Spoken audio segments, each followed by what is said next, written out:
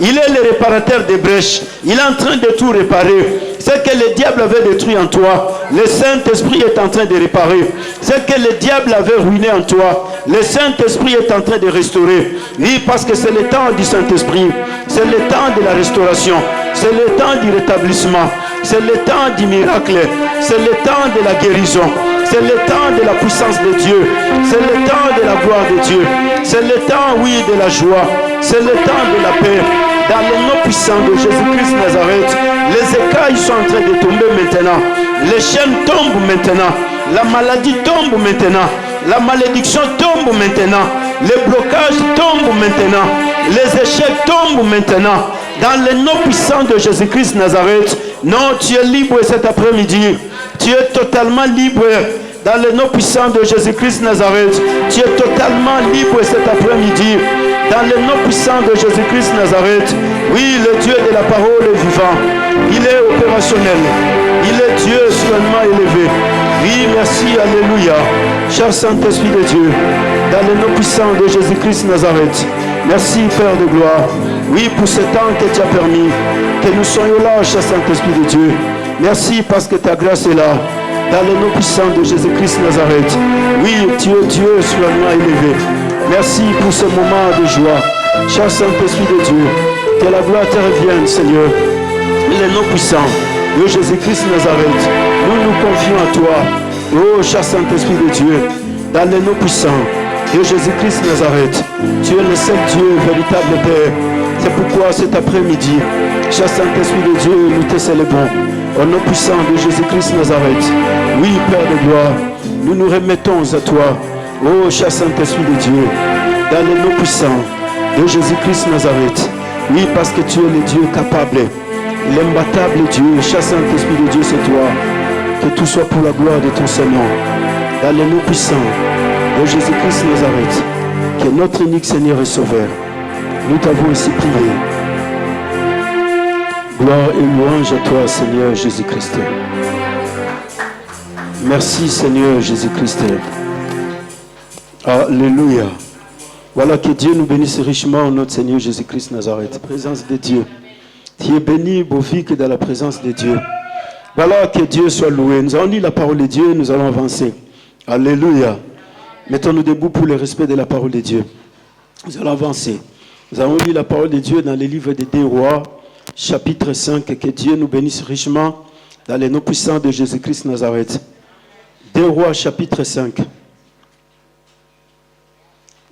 2 Rois, chapitre 5.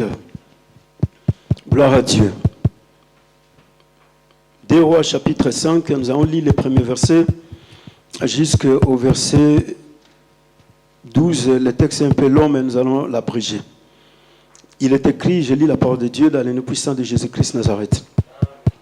Naaman, chef de l'armée du roi de Syrie, jouissait de la faveur de son maître et d'une grande considération, car c'était par lui que l'Éternel avait délivré les Syriens. Mais cet homme fort et vaillant était lépré. Or, les Syriens étaient sortis par troupes, et ils avaient emmené captive une petite fille du pays d'Israël, qui était au service de la femme de Naaman. Et elle dit à sa maîtresse, 2 Rois chapitre 5, 2 Rois chapitre 5, verset 1 jusqu'à 12. Je reprends la lecture pour une bonne compréhension.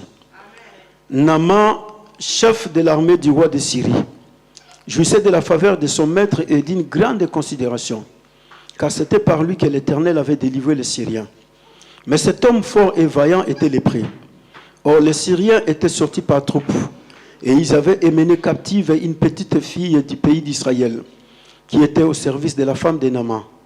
Elle dit à sa maîtresse, « Oh, si mon Seigneur était auprès du prophète qui est à Samarie, les prophètes les guériraient de sa lèpre. » Naaman alla dire à son maître, « La jeune fille du pays a parlé de telle et telle manière. » Et le roi de Syrie dit, « Va, rends-toi à Samarie, et j'enverrai une lettre au roi. » Israël déchira ses vêtements et dit, « Suis un Dieu pour faire mourir et pour faire vivre, qu'il s'adresse à moi afin que je guérisse un homme de sa lèpre. » Sachez donc et comprenez qu'il cherche une occasion de dispute avec moi.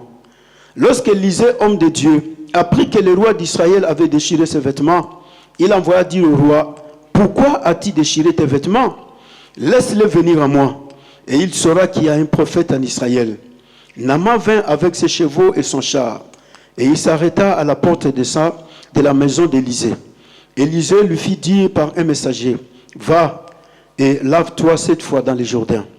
Ta chair redeviendra saine et tu seras pire. » Naaman fut irrité et il s'en alla en disant, « Voici, je me disais, il sortira vers moi, il se présentera lui-même, il invoquera le nom de l'Éternel, son Dieu. Il agitera sa main sur la place et guérira les lépreux. Les fleuves de Damas, la banane et les parpares, ne valent-ils pas mieux que toutes les eaux d'Israël? Ne pourrais-je pas m'y laver et devenir pire? » Et il se retournait et partit avec fureur. Mais ses serviteurs s'approchèrent pour lui parler. Et il dit, « Mon père, si le prophète t'a demandé quelque chose de difficile, ne l'aurait-il pas fait? Combien plus doit-il faire ce qu'il t'a dit? Lave-toi et tu seras pire. » Il descendit alors, il se plongea 7 fois dans les Jourdains, selon la parole de l'homme de Dieu. Et sa chair devint comme la chair des jeunes enfants. Et il fit pire. Parole du Seigneur. Alléluia. Voilà, nous allons avancer dans le nom puissant de Jésus-Christ Nazareth. Amen. Alors, la parole de Dieu nous parle d'un homme appelé Naaman. Naaman, c'est le chef d'état-major de l'armée de Syrie. Alors, cet homme, c'est un homme qui est fort. Donc, c'est quelqu'un qui est vraiment un militaire très bien formé, qui est un militaire très bien bâti. Alors, cet homme, la parole de Dieu nous dit que c'est par lui que l'Éternel délivra la Syrie entre les mains des ennemis de la Syrie. Tous ceux qui combattaient la Syrie à cette époque-là. Mais c'est par lui que Dieu délivrait la Syrie. Et cet homme était un homme fort, un homme vaillant. Et cet homme vaillant et fort, ce militaire qui était très bien encadré, très bien formé, un chef d'état-major respecté, un chef d'état-major qui avait toute la considération de son armée, qui avait toute la faveur de son roi, un chef d'état-major dont toute la nation et tous les pays lui donnaient toute la considération et le respect. Mais la parole de Dieu nous dit quelque chose de très important. Mais cet homme fort et vaillant était lépreux. Alléluia. Bien qu'il était fort, il était vaillant, mais il y a quelque chose qui s'est retrouvé dans son corps. Qu'est-ce qui était dans le corps de Naaman? La lèpre. Alors, il a vécu avec ça. Il allait à la guerre avec ça. Il vivait avec ça. Il a grandi avec ça. Il était chef d'état-major avec cette lèpre. Mais écoutez, dans le nom puissant de Jésus-Christ, cet après-midi, le Saint-Esprit va te faire du bien. L'esprit qui a fait du bien à Naaman va te faire du bien cet après-midi. L'esprit qui a fait que la jeune fille puisse détecter la lèpre de Naaman va te faire détecter des choses qui t'ont empêché longtemps pour que tu ne puisses pas avancer. Mais cet après-midi, tu dois avancer avec Jésus-Christ. Tu dois avancer, je le répète, avec Jésus-Christ. La parole de Dieu nous dit, oui, il y a des choses, frères et sœurs, il y a des fois quand ça arrive, tu ne comprendras pas que ce que je suis en train de faire, un jour, ça pourra me rapporter une récompense. Un jour, ça pourra me produire un résultat. Un jour, ça pourra faire quelque chose de bien. Et la parole de Dieu nous dit que l'armée de Syrie était partie en excursion. Ils étaient dans la guerre contre Israël. Et dans cette guerre, la parole de Dieu nous dit qu'ils ont pris une jeune fille israélite en captivité. Et quand ils ont pris cette jeune fille, ils l'ont ramenée chez eux à Damas. Et quand ils l'ont ramenée chez eux à Damas, ils ont dit, bon, cette jeune fille, nous allons la déposer chez la femme du chef d'état-major. Alléluia. Et on a pris la petite fille, elle avait 18 ans à cette époque-là. On l'a ramenée chez Naaman. Et la femme de Naaman va accueillir favorablement cette jeune fille. Et quand elle va l'accueillir favorablement, elle va commencer à l'héberger dans sa maison. Elle va commencer à la nourrir. Elle va commencer à vêtir cette jeune fille. Elle va commencer à prendre soin d'elle. Et quand elle va commencer à prendre soin d'elle, la jeune fille, elle de son côté aussi faisait très bien les choses dans la maison de Naaman. Alors l'un de ces matins, elle se réveilla. Et quand elle se réveilla, elle regarda son chef. Et quand elle regarda son chef, elle a détecté quelque chose. Et elle va détecter que le chef, bien qu'il a toute la faveur du roi, mais il a quelque chose qui toujours la rend triste. Malgré qu'il est fort, malgré qu'il est vaillant, malgré qu'il est puissant, malgré que Dieu l'utilise dans l'armée, il est en train de remporter des victoires pour son armée, mais il a quelque chose en lui qui l'a toujours rendu triste. Et quand il retourne, il voit cette chose-là, il est perdu. Il se dit, mais c'est moi qui remporte les victoires. C'est moi qui fais que le roi de la Syrie soit dans la paix. C'est par moi que Dieu est en train d'opérer toutes ces grandes merveilles. Mais qu'est-ce qui se passe? Moi-même, je suis lépreux. Et la jeune fille va détecter la lèpre. Et quand elle va détecter la lèpre, écoutez frères et sœurs, cette jeune fille, elle va courir chez sa maîtresse. Elle arrive chez la femme de Naaman. Et quand elle arrive chez la femme de Naaman, elle va dire à la femme de Naaman, si mon maître était à Samarie, alléluia, si mon maître était à Samarie, il serait complètement guéri de la lèpre. Alors la femme de Naaman va prêter attention aux paroles de la jeune fille. Frères, suivez-moi très attentivement. Ici, nous parlons de 4 personnages. La première des personnages s'appelle Naaman. C'est l'acteur de film. La deuxième personnage s'appelle la jeune fille. La troisième personnage s'appelle la femme de Naaman. Et le quatrième des personnages s'appelle Élisée. Alléluia. Alors, les rois d'Israël et les rois de la Syrie, ce sont des personnages d'accompagnement. Mais ils ne sont pas des acteurs de cette film. Mais ceux qui sont des acteurs, ils sont 4. Donc il y a Naaman, il y a la jeune fille, il y a la femme de Naaman et il y a Élisée le prophète. Mais il y a des accompagnants. Et les accompagnants, c'est les rois de la Syrie et les rois d'Israël. Alors la parole de Dieu nous dit, la femme de Naaman prenant en considération les paroles de la jeune fille. Et elle va rapidement courir chez son mari. Et quand elle arrive chez son mari, elle dira à son mari, écoutez, la jeune fille que vous avez amenée en captivité, cette fille que vous avez prise comme esclave, que vous avez amenée dans ma maison, cette fille m'a dit ceci, si tu te retrouvais à Samarie, tu serais guéri de ta lèpre. Alléluia. Alors, imagine l'esclave dans la maison de son maître et qui détecte quelque chose et qui va commencer à parler. Et dans l'entretemps, cette esclave, c'est une jeune fille de 18 ans. Et je croyais que ce jour-là, la femme de Naaman pourrait facilement rejeter les paroles de cette jeune fille. Naaman aussi, tout étant chef d'état-major, et quelqu'un qui a vraiment des fonctions de haut niveau, et il se dit, mais qu'est-ce qui se passe? Cette jeune fille a détecté que j'ai la lèpre. Mais qu'est-ce qui se passe au juste? Mais la Bible dit ceci. Naaman prend la parole que la jeune fille avait prononcée, il ramène la parole au haut sommet, c'est-à-dire chez le roi. Et Naaman arrive chez le roi pour dire au roi, écoutez roi, la jeune fille que nous avons ramenée en captivité, qui est chez moi, dans ma maison, cette jeune fille m'a dit ceci, si je me rendais à Samarie, il y a un prophète appelé Élisée. Alors, quand je me rencontrerai avec Élisée, Élisée me guérira de la lèpre. Alors c'est pourquoi je suis venu pour que toi tu fasses cette démarche. Alors le roi à son tour, au lieu d'écrire la lettre à Élisée, mais le roi comme étant roi ne peut pas écrire la lettre à Élisée parce que ça va détruire totalement le protocole.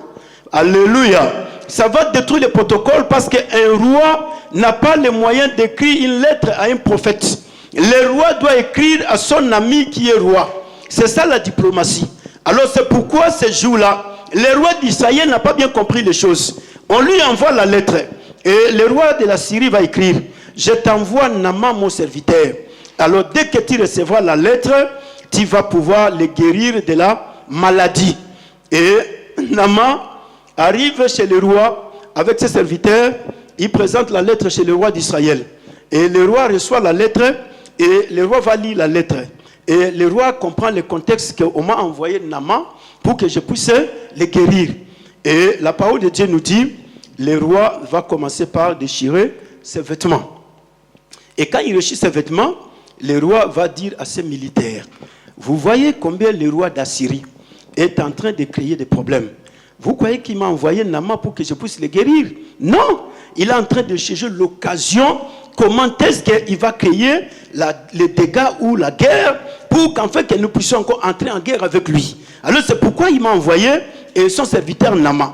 Et la parole de Dieu nous dit, le roi n'a pas bien compris les choses. Élisée, là où il était, Élisée apprenant que le roi a déchiré ses vêtements. Pour quelle raison? Parce qu'il y a Naaman qui vient d'arriver. Alors Naaman, c'est le chef d'état-major de la Syrie. Et Élisée lui dit, écoutez roi, pourquoi as-tu déchiré tes vêtements? Tu n'as pas besoin de déchirer tes vêtements. Parce que la lettre était écrite, le roi il a respecté le protocole. Il ne peut pas m'écrire moi. Mais il sait que ce n'est pas toi qui vas guérir Naaman. Mais la personne qui va guérir Naaman, c'est moi. Alors envoie Naaman chez moi. Ne fais plus tout ce que tu es en train de faire là. Là tu es en train de t'humilier pour rien. Et le roi va dire à Naaman, écoutez, va voir Élisée le prophète. Ça c'est pas mon problème. C'est le problème d'Élisée. Naaman quitte et il commence à avancer. Et quand Naaman avance, Naaman a une pensée dans son esprit. La pensée de Naaman c'est laquelle? Je vais me rencontrer avec le prophète Élisée. Et quand je vais le rencontrer, Élisée sortira de sa maison. Et quand Élisée va sortir, Élisée viendra et il va m'imposer la main. Alors quand il va m'imposer la main, je serai totalement guéri de la lèpre. Alléluia. Et les choses ne se sont pas faites comme Naaman avait planifié. Élisée apprenant que Naaman est à la porte, Élisée envoie son serviteur pour dire à Naaman, tu n'as pas besoin de me rencontrer, mais va te jeter 7 fois dans le Jourdain. Alors, quand tu vas te jeter 7 fois dans le Jourdain, tu vas être guéri de ta lèpre. Alléluia. Naaman, la parole de Dieu nous dit, il s'est mis en colère. Vous savez, quand on se met des idées dans la tête, en venant chez Dieu, on se met des idées, hein? Non, quand je vais aller, aujourd'hui, Dieu il va faire ceci, Dieu il va faire cela, et que cela n'arrive pas, on se met en colère. Mais moi, je croyais que Dieu, aujourd'hui, il va faire ceci, mais Dieu ne l'a pas fait. Moi, je croyais qu'il va faire ceci, mais comment c'est là? On se met en colère. Alors, Naaman regarde sa position. Naaman, il se met à la place du chef d'état-major. Je suis respecté par tout le monde. Le roi me respecte.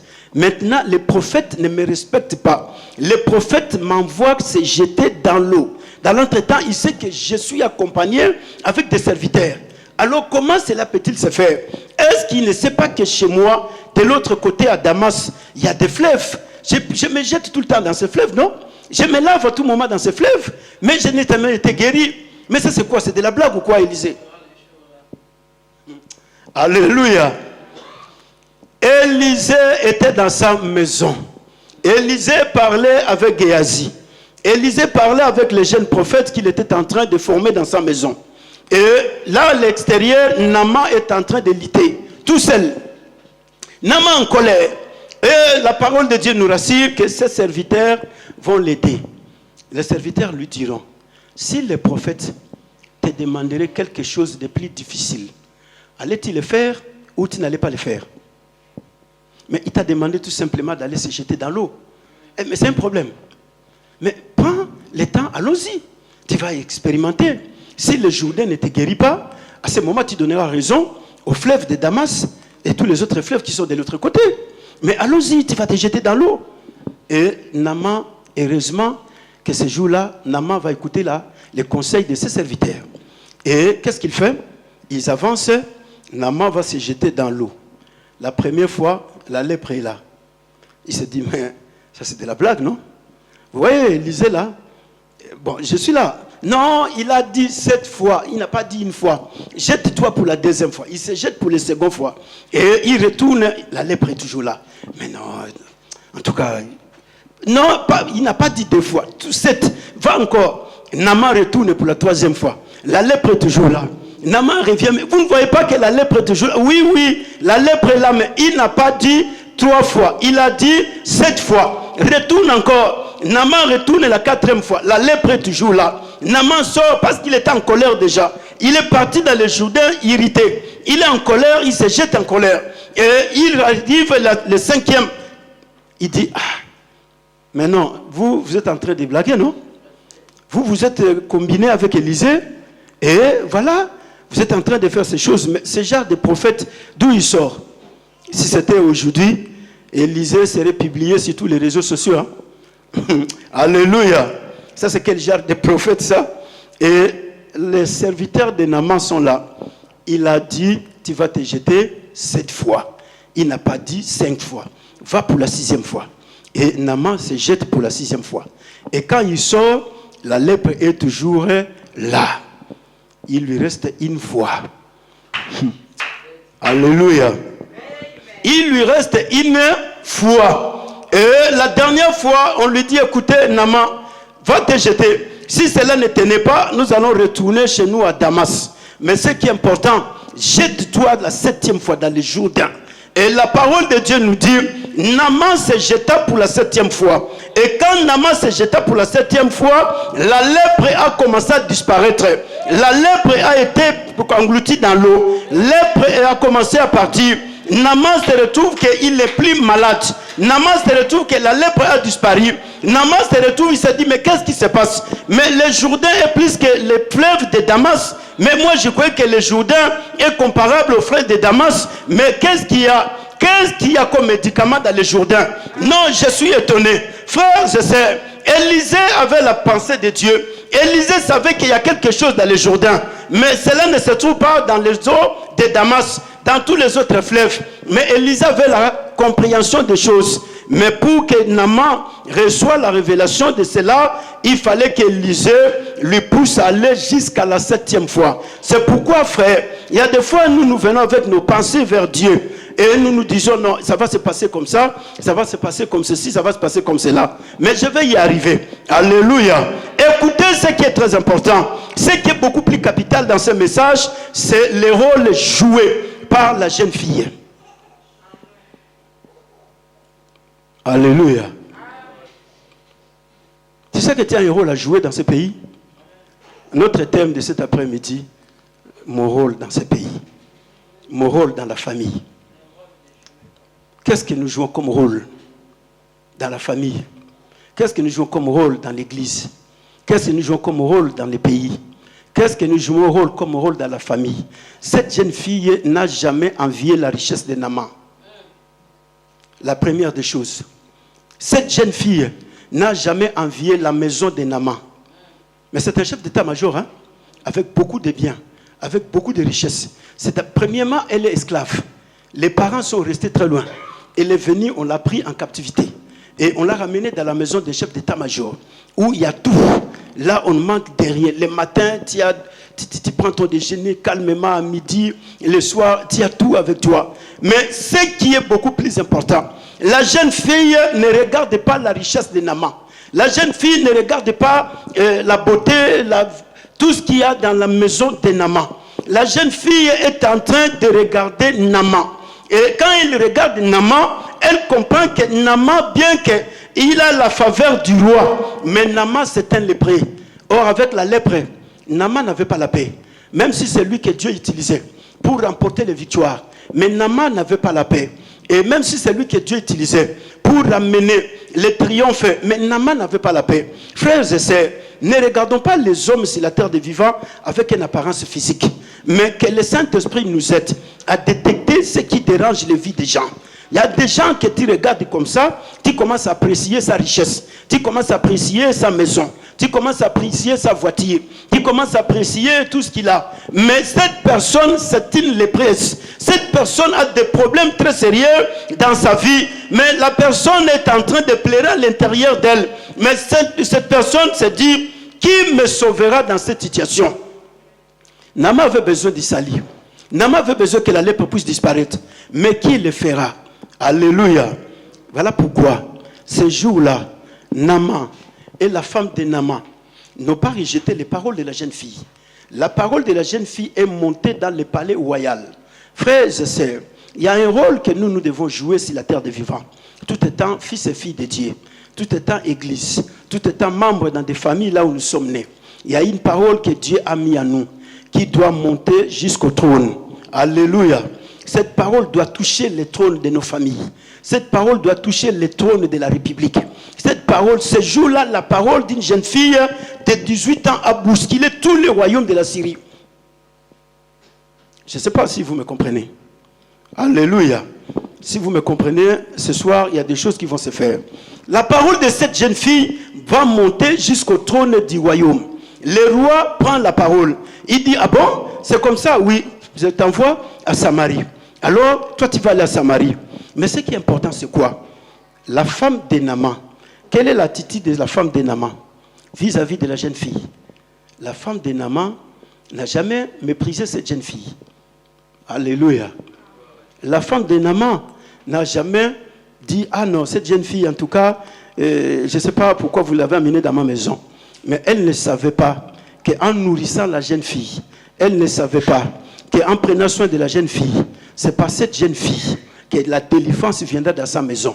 Frères et sœurs, il y a des personnes que tu es en train de nourrir aujourd'hui. Il y a des personnes que tu es en train de prendre soin d'eux aujourd'hui. Demain, ils seront une bénédiction pour toi. Mais si tu ne comprends pas comment tu vas dire que c'est moi qui connais les secrets. Moi, je connais là où se trouvent les prophètes. Le roi ne connaît pas. Alléluia. Mais tu dois aller à Samarie. Frère, il y a des lépreux ici dans notre ville. Il y a des lépreux dans nos familles. Il y a des lépreux dans nos quartiers. Il y a des lépreux partout où nous sommes. Mais toi, tu connais les secrets. Moi, je connais les secrets. Non, il faut que je ramène cette personne à Samarie. Parce que c'est à Samarie où se trouvent les prophètes. Pour que cette personne soit sauvée de la lèpre. La lèpre aujourd'hui, c'est l'image de tout ce qui tourmente les vies des hommes et des femmes. Aujourd'hui, la lèpre, elle est là dans la vie des milliards des hommes et des femmes. La maladie, elle est là dans les corps des hommes. La sorcellerie, la magie, l'occultisme et tout ce qu'il y a, c'est l'image de la lèpre qui est en train de tourmenter la vie des milliards des hommes et des femmes sur la terre des vivants. Mais toi et moi, nous sommes là pour aider ces gens, pour leur dire, écoutez, il faut que tu te rendes à Samarie. Oui, parce que c'est à Samarie où il y a le prophète qui est capable de te guérir de la lèpre. Alors, cette jeune fille, elle est là, elle est en train de parler. Et elle ne comprenait pas la valeur de ces paroles. Elle ne comprenait pas qu'est-ce que cela pourra produire. Et la parole est montée. Et après avoir monté, la parole est redescendue. Alléluia.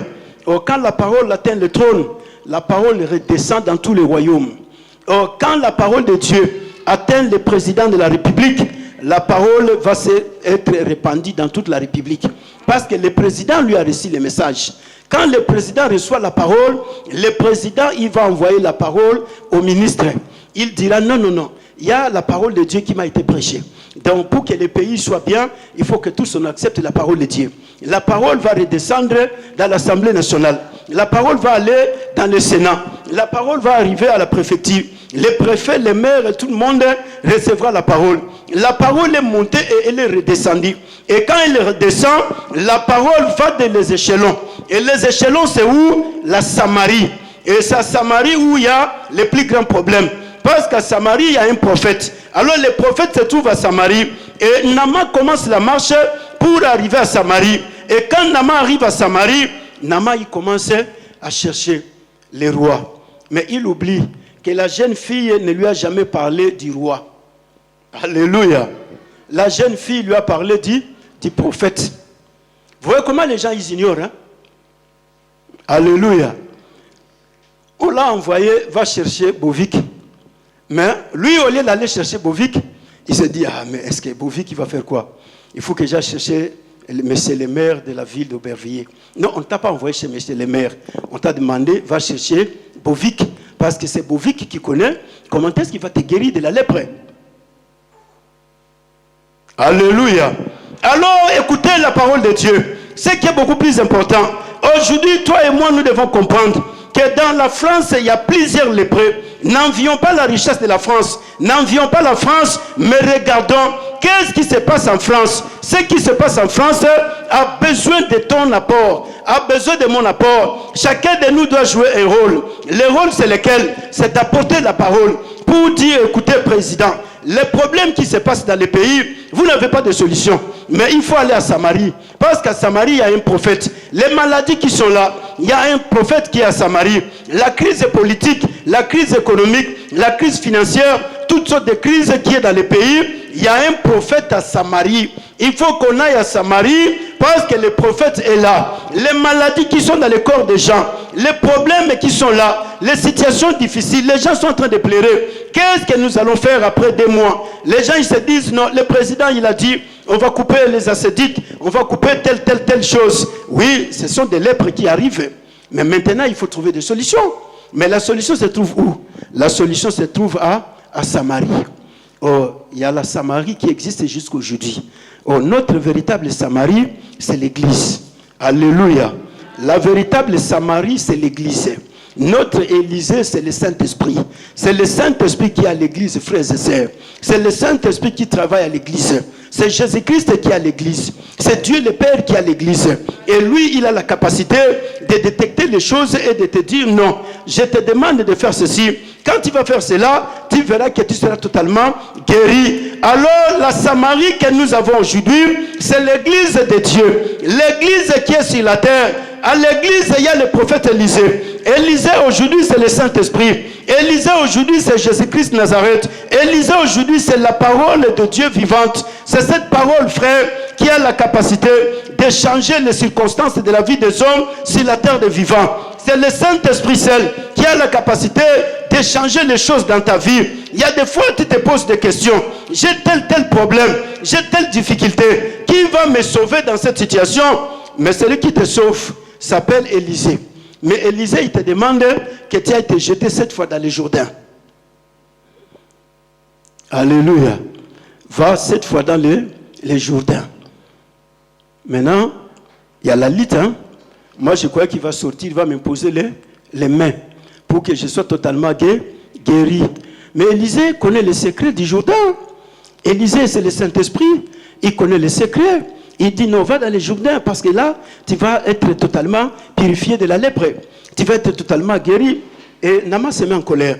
Mais gloire à Dieu, dans sa colère, il a des serviteurs qui sont là en train de l'aider pour que Naaman puisse avancer. Naaman arrive, il se jette dans les Jourdains. Et quand il se jette dans les Jourdains, la 7e fois, Naaman est totalement purifié. Pourquoi Élisée il a choisi les Jourdains? Pourquoi Élisée ne lui fait pas retourner dans les fleuves de Damas? Parce que dans les Jourdains, il y a un autel. Or, l'autel, il faut qu'il y ait un sacrifice. S'il n'y a pas de sacrifice sur l'autel, l'autel n'a pas de la valeur. Alors, pour que l'autel obtienne de la valeur, il faut qu'il y ait le sacrifice. Or, le jour où Josué traversait les Jourdains et les peuples d'Israël, Dieu lui a demandé de bâtir l'autel. Et l'autel qui a été bâti dans les Jourdains, le sacrifice n'a jamais été offert. Alors il faut qu'il y ait un sacrifice pour que l'autel soit valorisé.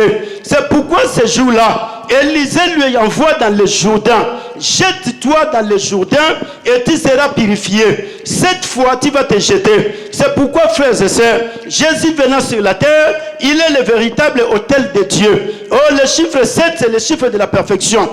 Naaman devrait entrer dans la dimension de la perfection. Mais pour entrer, il faut attendre. Ne te jette pas 2 fois. Va jusqu'à la 7e fois. C'est pourquoi, frères et sœurs, il y a des choses pour que Dieu puisse l'opérer. Ça demande la persévérance. Pour que Dieu puisse agir, ça demande la persévérance. Naaman doit persévérer. Ce n'était pas une seule fois, mais il doit se jeter 7 fois. Donc il y a des choses que tu attends aujourd'hui pour que Dieu puisse opérer. Il y a des choses que nous attendons pour que Dieu puisse accomplir dans notre église.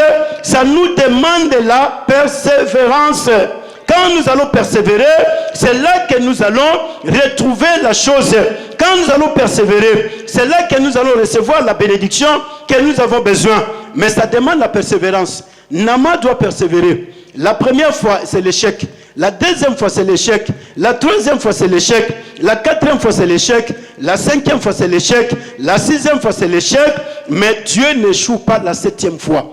Dieu est capable de tout faire, mais la 7e fois, Dieu n'a jamais échoué. C'est pourquoi Naaman, il doit se jeter 7 fois dans le Jourdain. C'est pourquoi ce jour-là, Élie qui était en train de prier, il fallait que son serviteur regarde 7 fois le ciel pour qu'enfin qu'il retrouve la paume de la main dans les nuages pour dire non, il y a la pomme qui est en train de se former. C'est pourquoi, frères et sœurs, ça nous demande la détermination. Mais nous devons jouer un rôle. Le rôle que nous jouons, c'est d'apporter la parole. Alléluia. Nous avons une parole de salut à apporter aux familles. Nous avons une parole de guérison à porter. Nous avons une parole, oui, d'évangélisation. Nous devons apporter cette parole aux hommes.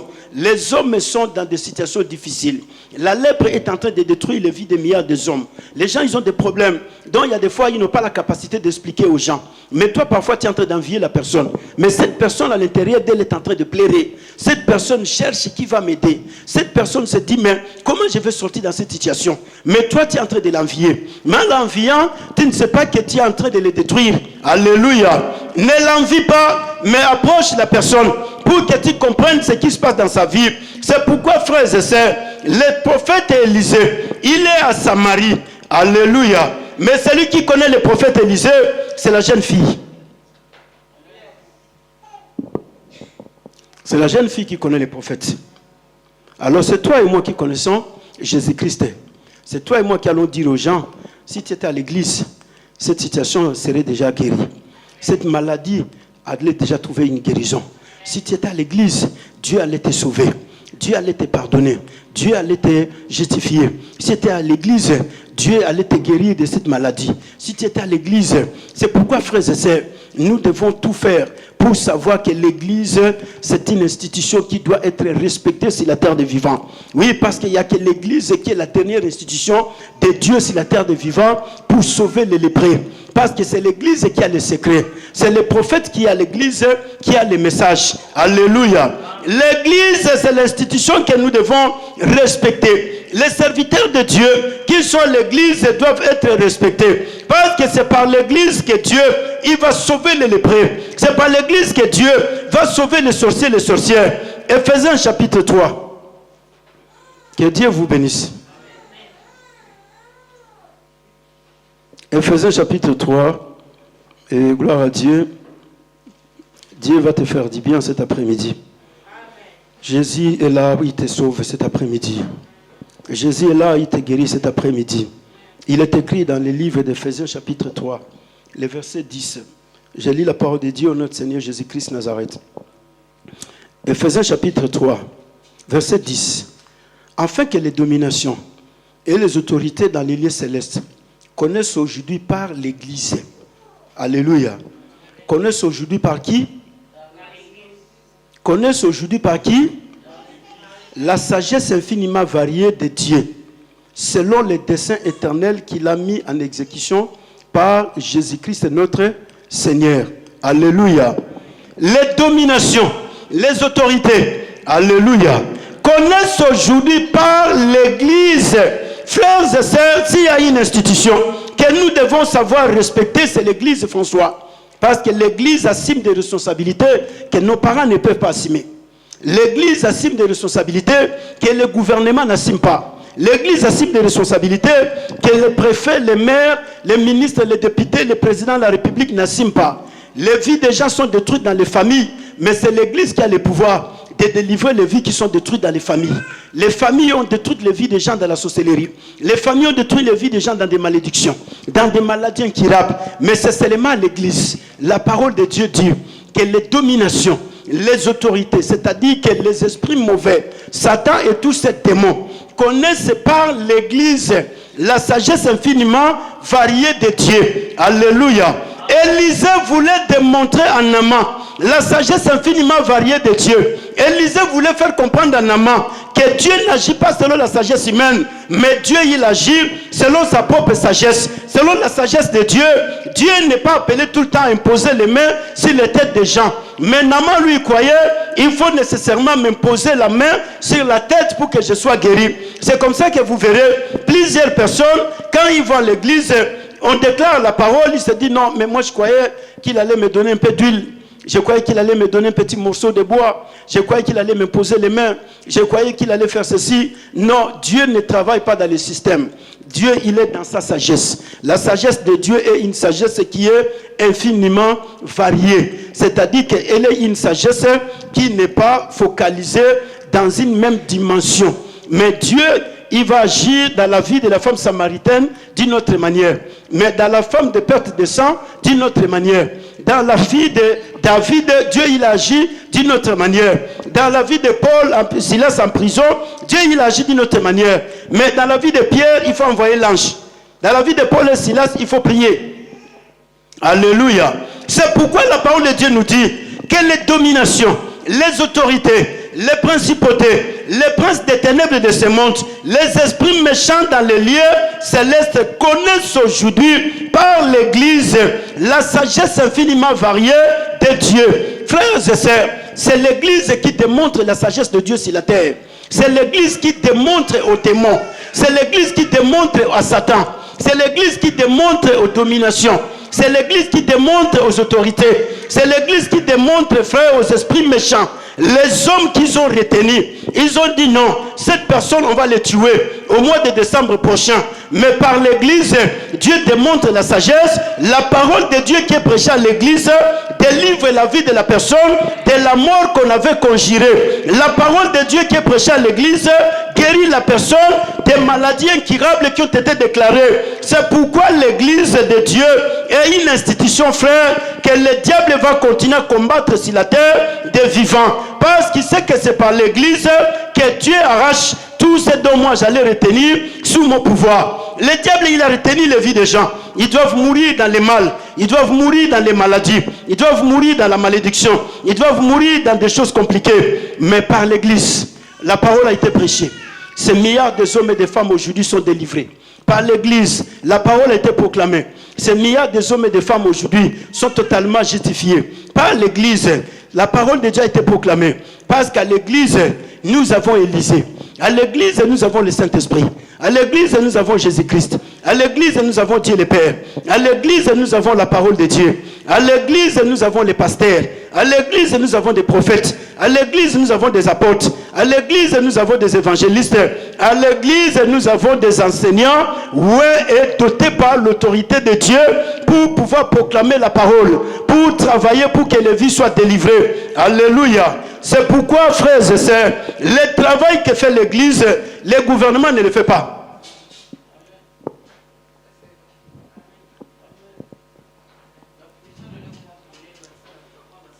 Alléluia. C'est pourquoi il faut respecter les serviteurs de Dieu. Même s'ils sont malades, il faut les respecter, François. Même s'ils sont en train de pleurer.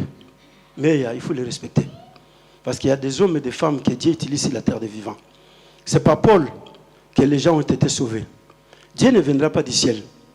Dieu, il utilise l'être humain. Le diable aussi utilise l'être humain. Le diable, il utilise les hommes pour détruire les vies des gens. Dieu aussi nous utilise pour délivrer les vies des gens. C'est pourquoi il y a l'église sur la terre des vivants. Il faut savoir respecter l'église. Il faut savoir respecter les hommes de Dieu. Il faut savoir, frères et sœurs, donner de la valeur et du respect. Il y a des vies qui devraient mourir. L'un de ces matins, j'ai été appelé. J'étais là, je voulais prendre un peu du thé. On m'appelle, on dit, nos pasteurs, si tu ne viens pas, en tout cas, la situation est très grave. J'ai dit, qu'est-ce qu'il y a? Alléluia. La personne qui m'appelle n'a jamais été à l'église. Hein. Lui, il fait sa vie. Mais sa femme se retrouve dans un état très critique. Et j'ai laissé le thé. Je suis parti. J'arrive là-bas, je regarde la sœur. Elle me dit, pasteur, je vais mourir. J'ai dit, quoi? Tu vas mourir? Oui, je vais mourir parce qu'il y a des gens qui sont en train de m'attaquer. Je ne comprends pas comment je peux t'expliquer, mais je vais mourir. Amen.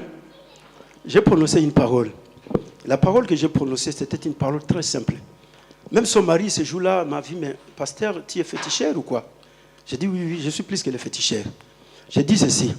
La parole de Dieu dit, celui qui reçoit les prophètes en qualité de prophètes recevra la récompense des prophètes. Celui qui reçoit les serviteurs en qualité de serviteurs recevra la récompense des serviteurs. Celui qui reçoit les fils de Dieu en qualité de fils de Dieu recevra la récompense des fils de Dieu. Alors, comme ton mari a reconnu aujourd'hui que je suis le prophète de ta maison, personne ne te tuera. Tu ne vas pas mourir. Dès cet instant, cette maladie te quitte au nom de Jésus-Christ Nazareth.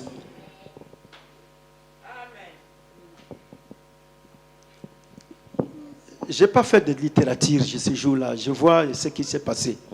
Et voilà, Dieu, il a opéré un miracle instantané. La sœur s'est réveillée. La sœur, elle a commencé à parler. La sœur qui ne mangeait pas, elle a commencé à manger. Et Dieu soit loué parce qu'aujourd'hui, cette sœur est devenue une très grande bénédiction pour l'église de Dieu. Alléluia. Aujourd'hui, elle apporte le message de Dieu dans les familles du monde entier.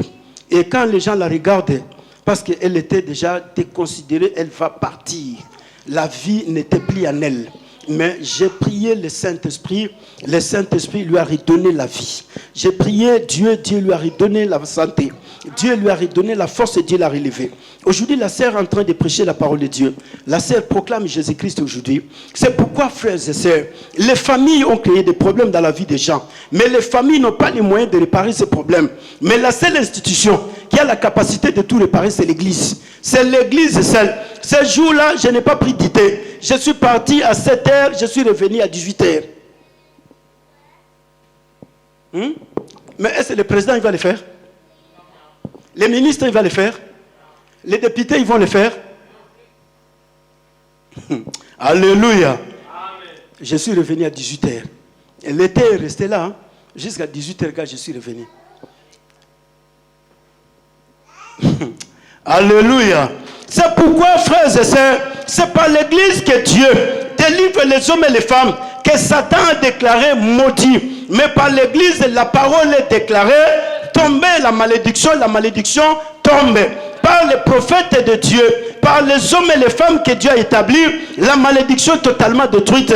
Jacob avait maudit son fils Ribin, mais c'est par Moïse que Ribin reçoit la vie.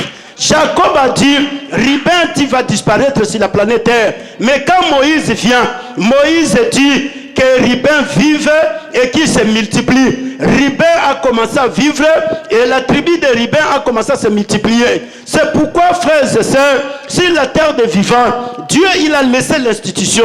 Cette institution, c'est l'église. L'église a la parole de Dieu. L'église a la puissance de Dieu. L'église a l'autorité de Dieu.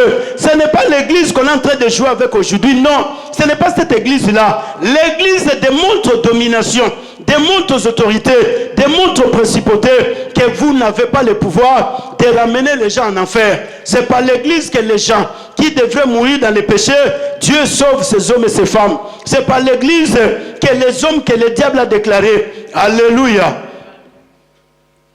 Il y a des fois tu regardes les choses, tu te dis, mais comment les gens doivent continuer à combattre l'église et à combattre les serviteurs de Dieu de cette façon?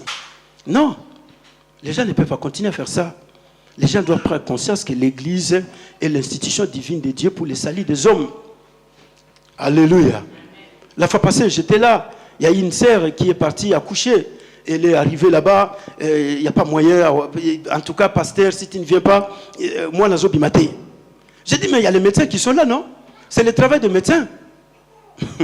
Alléluia. Mais j'étais obligé de m'y rendre sur place. J'arrive là-bas, j'ai prononcé 3-4 paroles. Elle rentre dans la salle d'accouchement. 10 minutes après, le bébé commence à pleurer. Mais les médecins, pour lui, il fallait qu'on puisse l'opérer.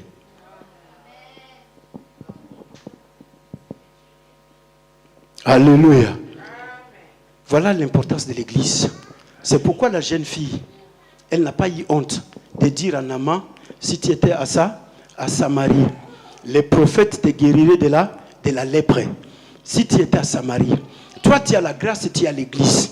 Même si le diable te combat, mais comme tu as l'église, le diable ne détruira pas ta destinée. Parce que tu as l'église, toi tu as la grâce, comme tu as l'église, le diable ne t'empêchera pas à vivre la gloire de Dieu sur la terre des vivants. Parce que c'est par l'église que la sagesse infiniment variée de Dieu est manifestée. C'est par l'église, frères et sœurs, que les démons sont mis en déroute.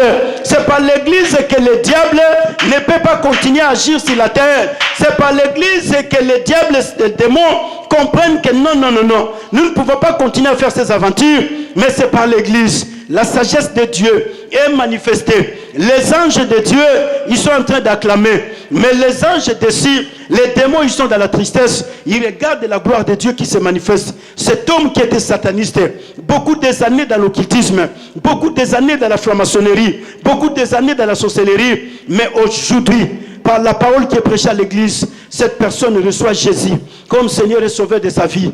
Directement, le diable l'a perdu. Directement, le monde des ténèbres ont perdu cette personne. Frères et sœurs, l'église n'est pas un lieu de la blague. L'église, c'est la maison de Dieu. L'église, c'est notre Samarie. C'est l'église que Dieu opère des miracles. C'est l'église que Dieu délivre les milliards des hommes et des femmes. L'église a un rôle potentiel à jouer sur la terre des vivants. La jeune fille a joué son rôle. Nous allons jouer notre rôle. Et c'est pourquoi, dans le nom puissant de Jésus-Christ, personne ne va détruire ta destinée parce que tu es à l'église. Ceux qui attendent de ta mort, ce sont eux qui vont mourir. Parce que toi tu es à l'église, Dieu ne va pas permettre que tu puisses mourir parce que tu as une mission à accomplir avec Dieu sur la terre des vivants. C'est pourquoi l'église ne peut pas disparaître sur la terre. Même si le diable s'est ligué avec tous ces milliards de démons, l'église ne disparaîtra pas. Alléluia. Non, Pichumbumba, l'église ne disparaîtra pas. Parce que l'église est soutenue par Jésus lui-même. L'église est sous la main du Dieu Tout-Puissant. L'église est bâtie sur le roc qui est Jésus-Christ. C'est par l'église qu'aujourd'hui les vies sont heureuses sur la terre des vivants. Combien de gens qui ont été déclarés morts, mais par l'église Jésus a fait des miracles. C'est pourquoi nous devons savoir respecter l'église. Nous devons savoir respecter les hommes et les femmes de Dieu. Qui faire du bien aux hommes et aux femmes que Dieu a établis. Alléluia. Cela est très important, frères et sœurs. Parce que c'est par l'église que Dieu est en train de sauver les milliards des hommes et des femmes. Je me souviens encore ce jour-là. Oui, je vois cette femme qui était là en train de pleurer. Mais pasteur, c'est fini pour moi. Alléluia. Je dis non, ce n'est pas fini pour toi. Il y a encore un Dieu qui est dans les ciels. Qu'est-ce qui se passe? Amen. Je dis non, il y a un Dieu qui est vivant. Dieu va te sauver aujourd'hui. Dieu va sauver ton mari. Dieu va sauver tout ce qui se passe dans ta vie. Ah non, pasteur, en tout cas, je crois que c'est impossible. Et je dis non, Dieu va le faire aujourd'hui. Alléluia. Elle me ramène dans sa maison. Dans sa maison, je rencontre un homme couché par terre. Ah, je dis, mais ça c'est quoi encore? Il me dit, oui, c'est pourquoi je te disais que c'est pratiquement impossible. Cet homme qui est là, ça fait plus de 4 ans. Il s'est fait tout dans son corps, ici.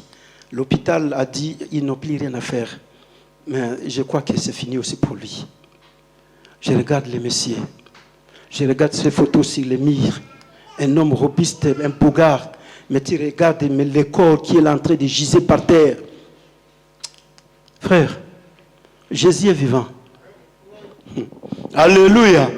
Jésus n'est pas une histoire. Mais Jésus, c'est un Dieu des faits et des réalités. Jésus, c'est un Dieu véritable, frères et sœurs. Je regarde les messieurs, je regarde les photos dans les murs, je dis non Dieu, cet homme ne peut pas partir comme ça. Qu'est-ce qui se passe? Je commence à parler. Je dis relève-toi. Oh maman, pasteur, ça ne tient pas, ça ne va pas. Sa femme a commencé à pleurer. J'ai dit aujourd'hui, Dieu va relever cet homme. Et Dieu va mettre fin avec cette malédiction. Or, il y a une malédiction qui était dans la famille.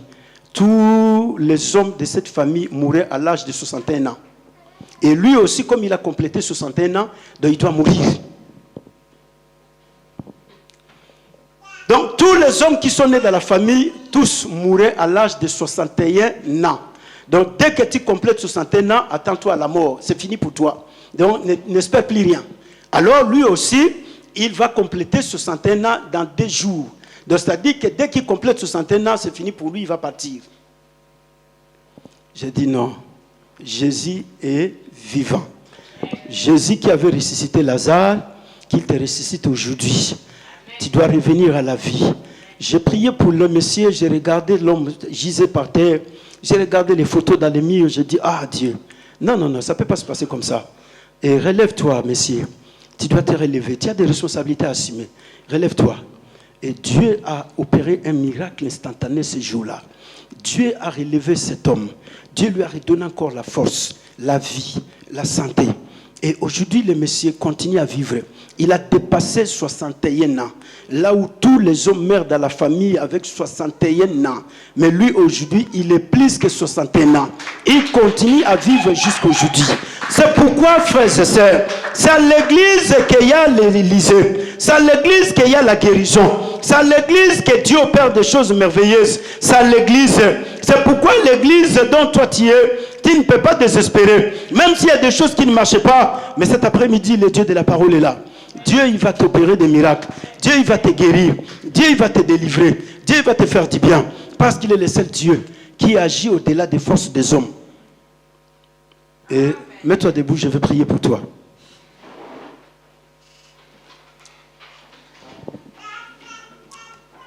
Alléluia.